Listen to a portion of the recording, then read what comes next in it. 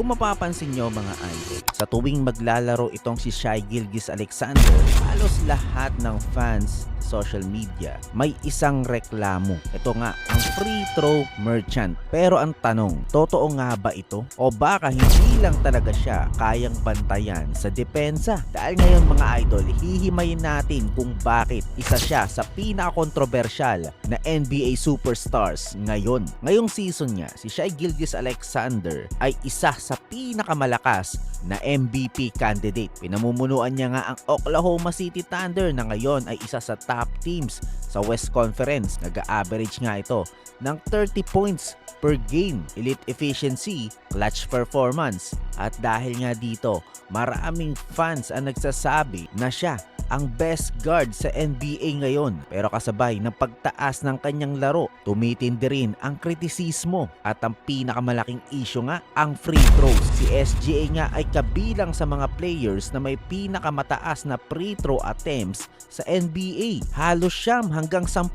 free throws bawat laro.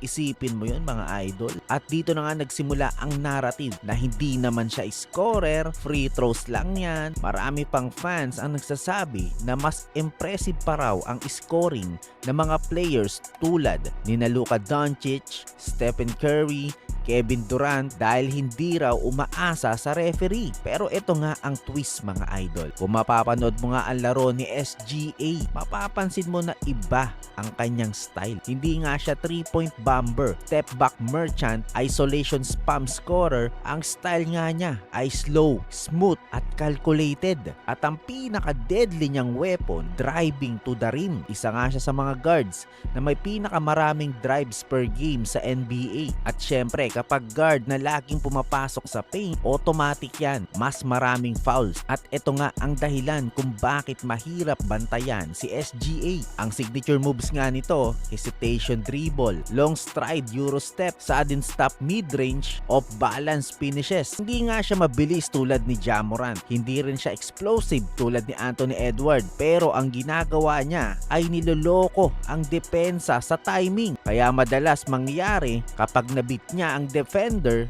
ang tanging paraan para pigilan siya ay foul. Kung pag-uusapan ng tunay na foul merchant era, isang pangalan agad ang papasok sa isip mo. Ito nga ay si James Harden. Sa kanyang prime sa Houston Rockets, ginagamit niya ang mga moves tulad ng arm hook, foul bait, step back, then jump into defender, and natural shooting motion. Ito nga ang mga moves na literal na target ang referee call. Pero kung mapapanood mo nga itong si SGA, bihira mong makita ang ganitong style at mas madalas nga real contact. Pero kahit nga ganito mga idol, bakit marami pa ring galit kay SGA? Meron nga itong tatlong dahilan mga idol. Star bias. Kapag ang superstar ay laging nasa free throw line, iniisip ng fan na luto ito. Dahil hindi explosive ang game niya mga idol, mukhang hindi impressive ang scoring nito. Pero ang totoo, napaka-efficient nitong player. At habang lumalakas ang Oklahoma City Thunder, mas maraming fan ang naiinis sa kanilang success. At madalas, ang target ng criticism ay ang best player. Alam nyo yan na parang Steph Curry lang and LeBron James. Pero ang reality mga idol, si Shai Gilgeous-Alexander ay isa sa mga pinaka-skilled scorer sa NBA ngayon. Hindi nga siya free throw merchant at ang mas accurate na description niya nga mga idol ay elite foul drawer. Ginagamit niya nga ang footwork, pacing, body control para nga pilitin ang depensa na magkamali. Ngayon idol, base sa iyong mga narinig, ikaw na ang magdesisyon. Si SGA ba ay free throw merchant pa rin o isa sa mga basketball genius na hinahangaan mo? Pa-comment naman, merchant or superstar. Siyempre kung gusto nyo pa na mas maraming breakdown tulad nito mga idol, subscribe at like mo na yan dahil sa channel na to, puro facts lang ang pag-uusapan natin. Peace!